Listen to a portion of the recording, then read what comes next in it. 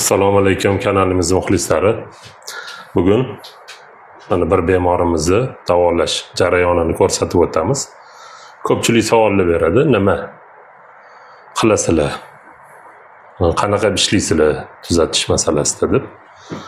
O'shani hozir qisqacha ko'rsatib o'tamiz. Bemorni shikoyati tizzadagi og'riq, beldagi og'riq. Belda qanaqa payt og'riydi? Shu og'irroq ko'tarib qo'yganimda. Og'ir ko'targanda belda og'riq turadi. Tizzada? Tizzada shu Yurgandami, yo zinadan chiqqandami? o'tirib turgandan uzoqroq o'tirib qolganda shu Ushib qolish bor. ushib qoladi. Chap oyoqdami o'ndan? Chapda ko'proq, unda sal kamroq bo'ldi. Demak, hozir bu sheylarni bir chekkadan test qilishni boshlaymiz. Tepaga ko'taring. Kuch bor. Ko'taring. Mana bu oyoqda kuch yo'q. Yonga itaring. Kuch bor. Buni bunda kuch yo'q. Men bu yoqqa tortaman, siz ichkariga ushlab qarshilik qilasiz. Ushlang. Kuch bor. Bunisini bunda kuch yo'q. Oyoqni bunaqasiga tekis ushlaysiz. Bu yoqqa itarasiz tashqariga. Burchak ostida. Itaring. Kuchi bor. Bunisida itaring. Kuchi yo'q. Oyoqni bukamiz.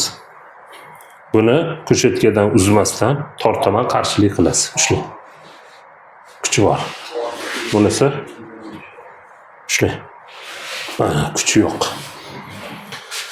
Demak, chap oyoqdagi juda ko'p mushaklar ishlamayapti. Bu ko'pincha chap oyoqdagi mushaklar ishlamayotgan bo'lsa, chap oyoqdagi og'riqdan shikoyat bo'ladi ko'pchilikda. Buni pastga itaridan o'zingizga tortib ushlaysiz, men pastga itaraman. Ushlang. Yaxshi. Ushlang. Mana bunda kuchi yo'q. Demak, hozir endi umurtqaga aloqasi bormi buni tekshirib ko'ramiz. Bemordan bu yoqqa qiyshayib yotishlikni so'raymiz. Bundoq. Agar umurtqadagi qisilishdan kelib chiqayotgan bo'lsa, bu oyoqda kuch paydo bo'ladi. Ya'ni biz umurtqalarni ochganimizda bu oyoqda kuch paydo bo'ladi. Tepaga itaring. Mana kuch paydo bo'ldi, tashqariga. Mana kuch pastga. Men bu yoqqa tortaman, siz ichkariga ushlaysiz. Mana bu yoqda ham kuch paydo bo'ldi. Itaring tashqariga. Bunda ham oyoqni bukamiz. Torting o'zingizga. Mana kuch. Demak, umurtqa ochilsa, nervlarning qisilishi yo'qolib, bu oyoqga kuch kiradi.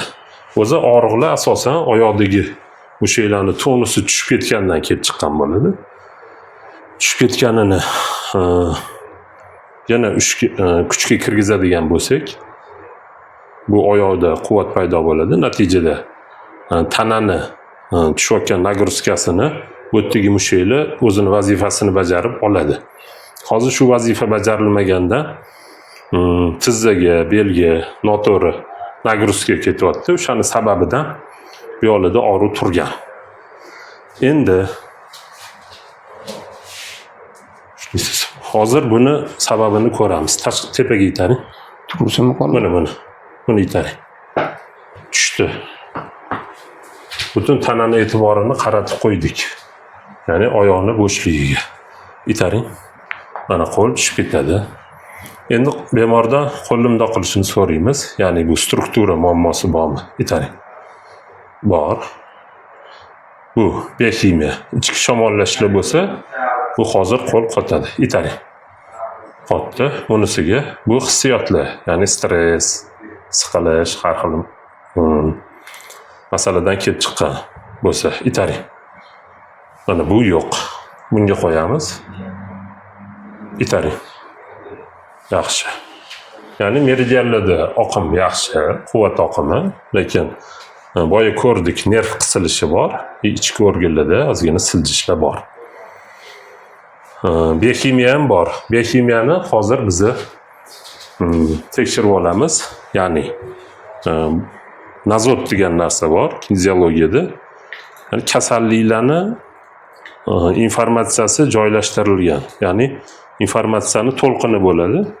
shu to'lqinni tanaga ko'rsatganimizda qo'l tana reaksiya beradi. Ya'ni hozir bemordan itarishni so'raymiz, itaring. Ya'ni qo'l tushib ketadigan holatda turibdi. Qaysi muammo bo'lsa, o'sha muammo bu nazotni qo'yganimizda qo'l qotishlik bilan javob beradi. Mana hozir prostaglandinni qo'ydik.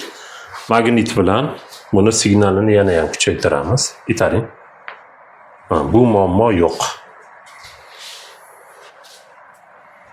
Endi gluten, ya'ni un mahsulotlariga tanada ko'tara olmaslik bormi, yo'qmi? O'shani bilish uchun glutenni qo'yamiz. Itaring.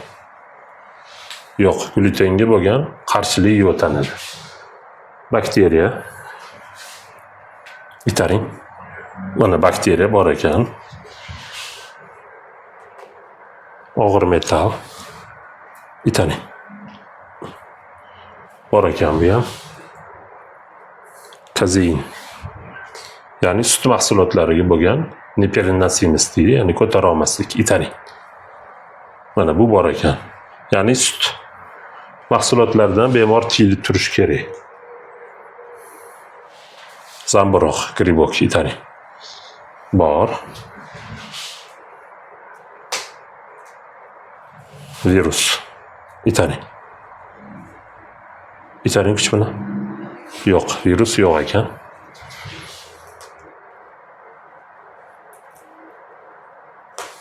Parazit bormi? Ko'ramiz. Itaring.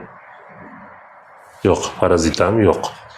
Ko'pincha parazit bo'lsa, shu tanani zaharlab yotgan bo'ladi. Parazitlar shu parazitni yo'qotilganda tana ancha tiklanib, og'riqlar ham qolib ketadi. Endi orqa miyada shamollashlar bormi, yo'qmi? Itaring. Yo'q, orqa miya yaxshi. Endi shu narsalarni ko'rsatdi. Og'ir metal, bakteriya, gribok, ya'ni zamburug'. O'shani tanaga ko'rsatamiz. Bemordan itarish so'raymiz. Mana buni tana taniyapti, ya'ni bu muammoli tanada bor. Endi uni yechimi sifatida biz o'tlidan foydalanib qidirib ko'ramiz. Buni yengishga foyda beradigan bo'lsa, hozir buni tanaga qo'yganimizda, ya'ni buni to'lqinini tana ko'ryapti.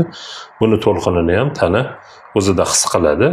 Agar buni kuchi buni yengishga yetsa, qo'l tushib ketish bilan javob beradi. Itaring. Itaring kuch bilan. Yo'q, buni kuchi yetmas ekan. Itaring. Buni ham kuchi yetmayapti.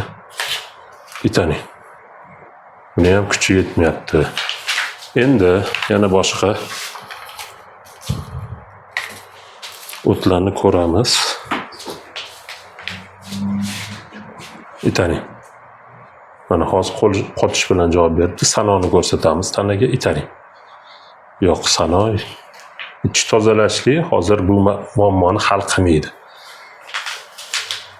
Itaring. Mana tushib ketdi. Bu yengishga yordam beradi. Krapiva qichitqot. Itaring. Bu ham yordam beradi. Buni ko'ramiz. Itaring. Mana bu ham. Uchalovi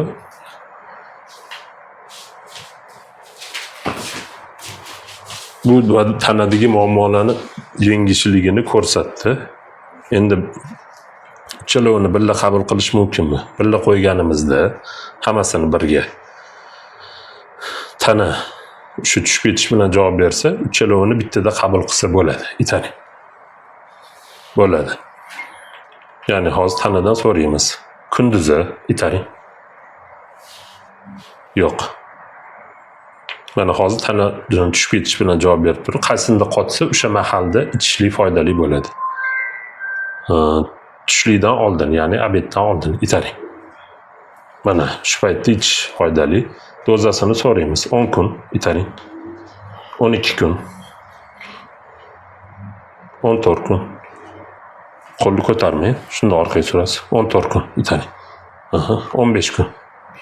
Mana 15-kuni kerak emas, 14 kun yetadi.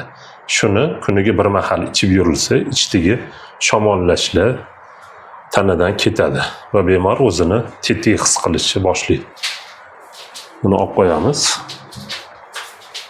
Nazotdan ham olib qo'yamiz. Ya'ni aniq tashxisni qo'yib berdik desak ham bo'ladi. Buni endi kineziyologiyani yaxshi tushunadiganlar nazot nimaligini yaxshi bilishadi. Endi hozir tanada umurtqa qisilishi borligini ko'rsatdik. Ichki organni qo'lingizni bundoq qilib turasiz. Ichki organni buni tekis ushlaysiz. Ichki organda surilishlar bormi yo'qmi? Uni kerakmi yo'qmi tanadan so'raymiz. Bitani. Bor ekan, buni to'g'rilasak, ya'ni pochka tushgan bo'lishi mumkin. Ichi pastga siljigan bo'lishi mumkin. Yoki CD qopida va hokazo yoki diafragmalarda pastga siljishlar bo'lishi mumkin. Bitta tomoni ko'tarilib, ikkinchi tomoni pastga tushib qo'ygan bo'lishi mumkin. O'shalarni to'g'rilashga tana muhtoj bo'ladi. O'shanda tana o'zini to'g'ri anatomik o'zini to'g'ri yo'nalishda ishlashni boshlaydi. Endi hozir qaysi organlarda borligini ko'rsatamiz. Bemordan yoqqa qo'l qo'yishni so'raymiz o'pkaga. Itaring. Yo'q, o'pka bilan bog'liq muammo yo'q. Yoqqa qo'yamiz. Qora taloqqa itaring. Mana qora taloqga yordam kerak, jigarga itaring. Bor, o't qopiga qo'limni ozgina tiqasiz qo'lni itaring. Mana o't qopi ham muhtoj. Ingichka ichak itaring. Yo'g'on ichakni o'sha appenditsit tomoni itaring. Bu. Mana yo'g'on ichak ободочный kishka deydi, ya'ni naqasiga chiqib tushgan bo'ladi. O'shani hozir 3 ta qismini ham so'raymiz. Pastga tushuvchi tomoni sigmoidniy kishka itaring. Ya'ni sigmosimon mushakni ham to'g'rilashga muhtojligi bor. Endi buyragiga qo'yish so'raymiz ichkariga. Itaring. Mana buyrakda ham chap buyrakda bor. O'ng buyrakda o'zim signal berib ko'raman. Itaring. Mana o'ng buyrakni ham pastga siljishi yoki yon tomonga ozgina siljishi bor. O'shalarni hammasini to'g'rilash kerak bo'ladi. Umurtqadagi qisilishlarni ochish kerak bo'ladi. O'shandan keyin bu mushaklarga kuch kiradi va og'riq bo'lgan, ya'ni bir ikkita yengil massaj bilan ochib yuboradigan joylari bo'ladi yoki bosib yo'qotadigan nuqtalari bo'ladi.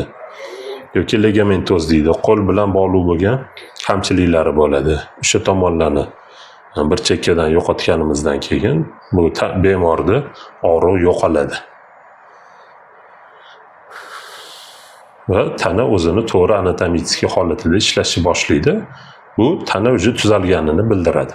Endi mana 2 hafta tana talab qildi ichki shamollashlarni yo'qotish uchun. Endi uni 2 hafta davomida ichib yurishlik kerak bo'ladi. Sut mahsulotlaridan bemor o'zini tiyishligi kerak bo'ladi. O'shanda muammo to'lalicha xohlasa hal bo'ladi.